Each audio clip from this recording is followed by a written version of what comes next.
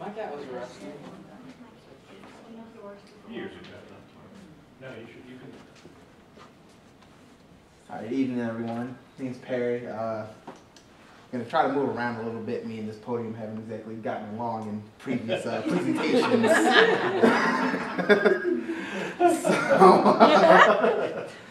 Okay. We're getting closer and closer to summer. The weather tells a different story right now, but eventually it's gonna start heating up, warming up. You're gonna probably want to do a whole bunch of different things. You're gonna want to go to the beach. You're gonna want to go travel, see friends. All sorts of fun outdoorsy stuff. Personally, I can't stand the heat, so I try to do all my summer fun is indoors with as much air conditioning as humanly possible. And one of the things that I love to do, I think that we all love to do, is go to the movies. And summer is always a big movie season. It's when Hollywood sort of throws this A game at us, throwing all their big blockbusters on. Get a little audience participation. Anyone have any movies coming out this summer they're particularly looking forward to? Yeah, the Avengers, the Batman.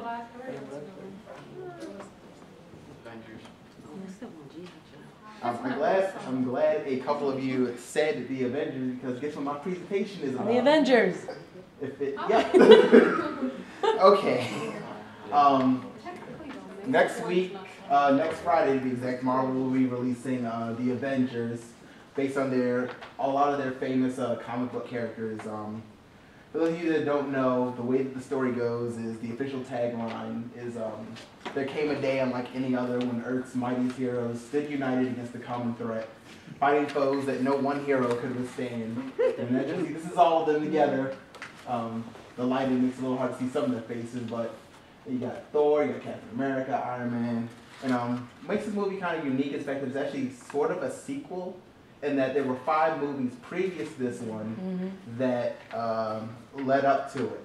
And I was thinking that some people might end up going to see this movie because it's a big summer blockbuster, but may not have seen all of the other previous movies, so they may not be familiar with all the characters. So for my presentation, everything you need and may or may not necessarily want to know about the Avengers. Starting off, the 2 super spies on the team are Hawkeye and the Black Widow. Here they are how they normally are portrayed in comic books. This is Hawkeye, that's the Black Widow. I'm going to start talking about the Black Widow. She was created in the 60s by Stan Lee, Don Rico, and Don Heck. Originally she was just an unnamed Soviet spy, and later defected to the U.S.'s side and joined the Avengers. In the movie, she's portrayed by Scarlett Johansson, as you can see here. And she works undercover as an agent of S.H.I.E.L.D., which is like the big task force peacekeeping organization in the Marvel Universe.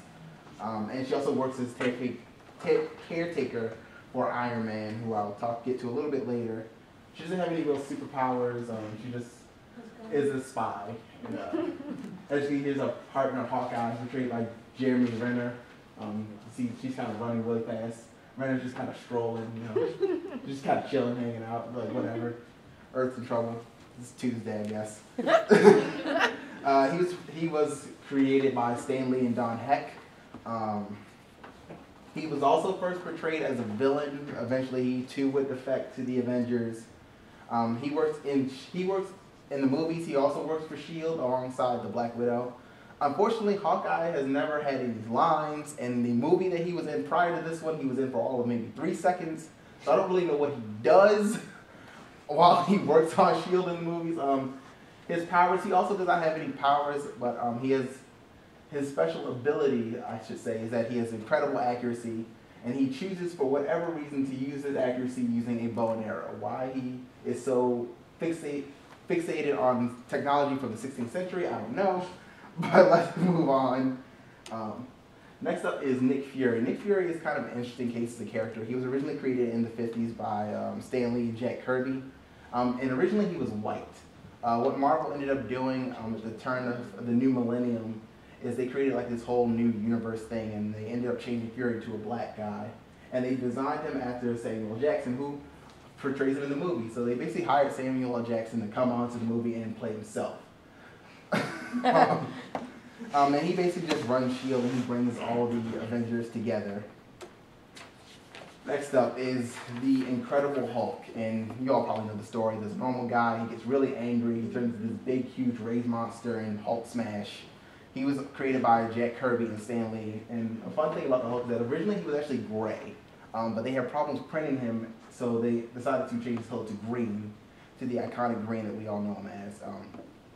Also, originally in the movie, he was portrayed, in the movie The Incredible Hulk, which was the movie that led up to this, he was portrayed by Edward Norton. Unfortunately, due to some complications, he ended up getting switched out for Mark Ruffalo, and the Hulk is still just a big, massive CGI in the movie. Next up are Thor and Loki. Technically, they were created by Norse storytellers from way, way, way back when, but the versions we care about were created in the 70s by Jack Kirby, Larry Lieber, and Stan Lee.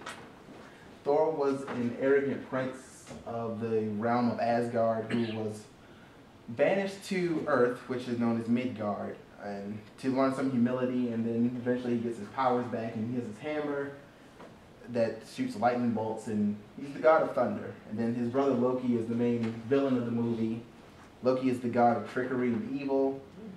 He was an orphan who was taken in by their father Odin, who grew jealous of Thor because Thor was, in Loki's mind, inferior to him in every way outside of strength, and Loki would have been a better ruler.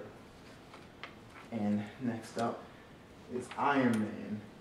Iron Man was created in the 60s, like all of these characters, by Jack Kirby, Stan Lee, Don Heck, and Larry Lieber. Tony Stark is, the story behind Iron Man is that he's a rich billionaire who gets kidnapped by some terrorists and forced to make weapons for them, but instead he builds himself a suit of armor and escapes, and then he goes home and builds an even better suit of armor because he's rich, and why not? In the movies, you can see he's portrayed by Robert Downey Jr., and I just love this picture. It's like, oh, I'm gonna go get some donuts in my multi-billion-dollar suit of high-tech weaponry. This is not dangerous or showboating at all. And finally, my personal favorite Avenger, Captain America. He was created in the 1940s, a little bit before everyone else, by Joe Simon and Jack Kirby. And as you can see, he was basically a propaganda piece for the army. As you can see, he's not subtle about it at all. He's pretty much wearing a flag, doing everything but eating apple pie and holding the Statue of Liberty somewhere on his person. His story is that he was originally a very weak and frail human being who took part in this government experiment to become, Captain America, this super soldier. He has a shield that he throws, and in the movie he's portrayed by Chris Evans. I kind of had to get through the whole team pretty quickly to stay inside the time limit, so just in case you didn't catch all of that. Got a little video I'm going to play for you if I can get to it. Work with me here. I'm on a time limit. Please. Where did it go?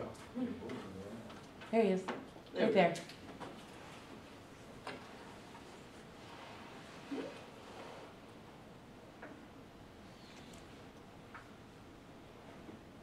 Oh my gosh. Control and click it. I think you have to be an internet school. Let's figure this out.